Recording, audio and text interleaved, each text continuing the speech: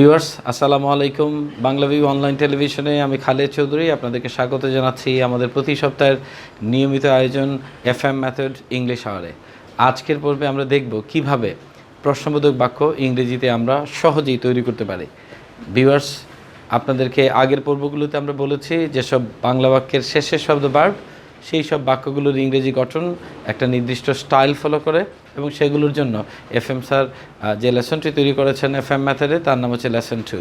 আমরা সেই লেসনের কয়েকটি উল্লেখযোগ্য ফর্মুলা আজকে দেখব বা প্যাটার্ন আমরা দেখব, সেইগুলোর আলোকে কীভাবে প্রশ্নবোধক বাক্য তৈরি করা যায় তা নিয়ে আজকের পর্ব আমাদের।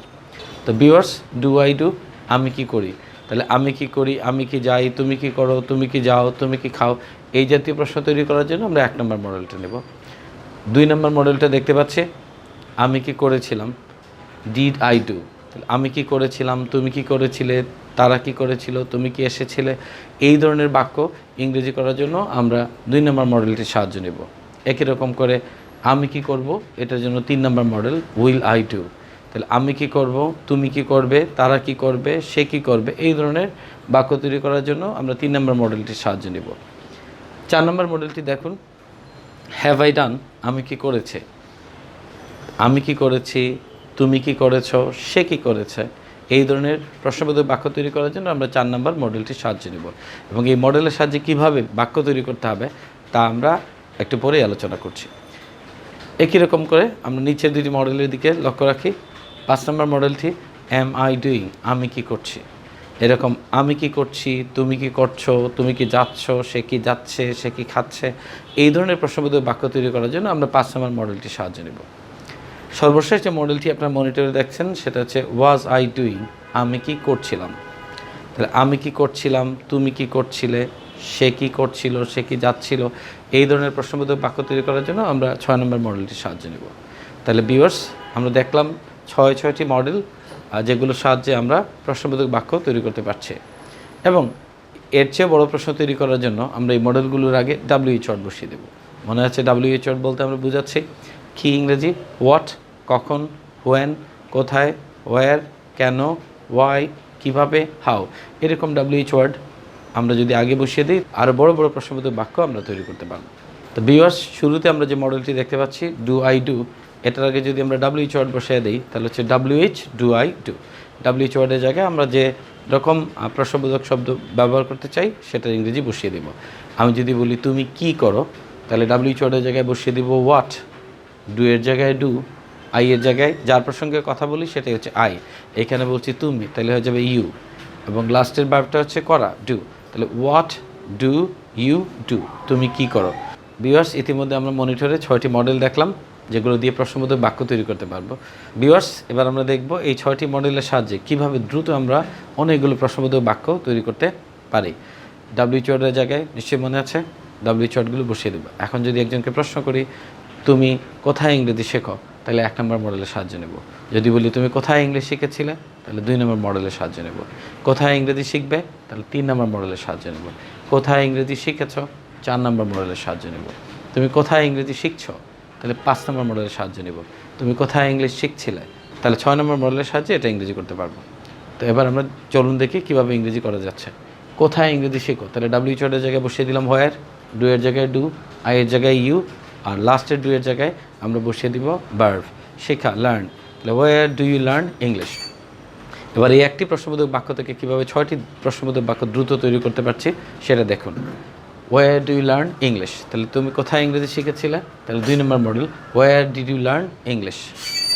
তুমি কোথায় ইংলিশ শিখবে, তাহলে 3 নম্বর মডেলের সাহায্য করব, where will you learn English. তুমি কোথায় ইংরেজি শিখেছ, তাহলে 4 নম্বর মডেলের সাহায্যে where have you learned English. যদি আমরা হ্যাভ ইউজ করি তারপরে পারসন তারপরে ভার্বের ফার্স্ট পার্টিসিপল, লার্ন থেকে হয়ে যাবে learned, where have you learned English.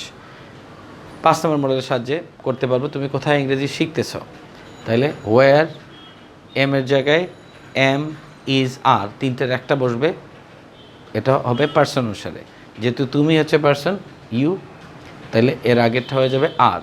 তাহলে ওয়ার আর ইউ, লার্ন থেকে হয়ে যাবে learning, where are you learning English. তুমি কোথায় ইংলিশ শিখছিলে, তাহলে 6 নম্বর মডেল ওয়ার, ওয়াজের জায়গায় হয়ে যাবে ওয়ার কারণ আই এর জায়গায় বসছে ইউ, তাহলে ওয়্যার ইউ লার্নিং ইংলিশ। তাহলে খুব দ্রুত প্রশ্নবোধক বাক্য ছয়টা আবার দেখি।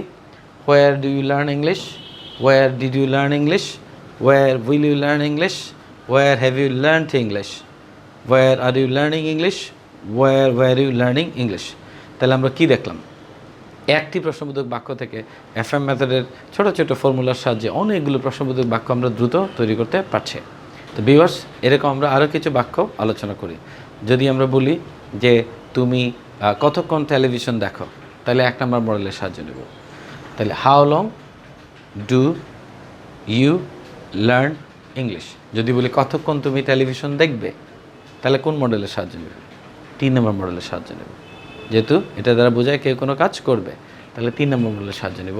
WH এর জায়গায় বসিয়ে দেব হাউ লং, উইলের জায়গায় উইল, আইয়ের জায়গায় ইউ, আর ডু এর জায়গায় দেখা, watch.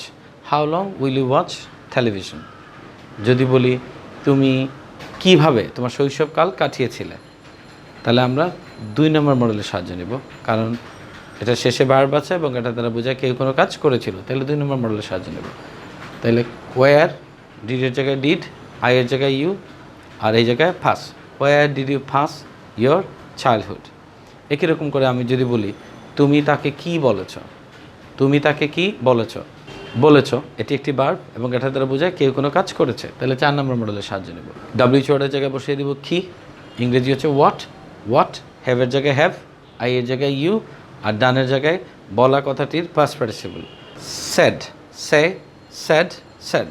What have you said তাকে টু হিম। একই রকম করে যদি বলি কেন তুমি টাকার পিছে ছুটছ, তাহলে লাস্ট ওয়ার্ড ছুটছ, এটা একটা কাজ এবং এটা একটি ভার্ব এবং এটা দ্বারা বোঝায় কেউ কোনো কাজ করছে, তাহলে 5 নম্বর মডেলের সাহায্য নেব।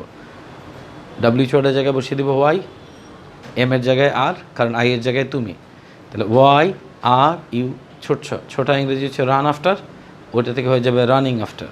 Y are you running after money.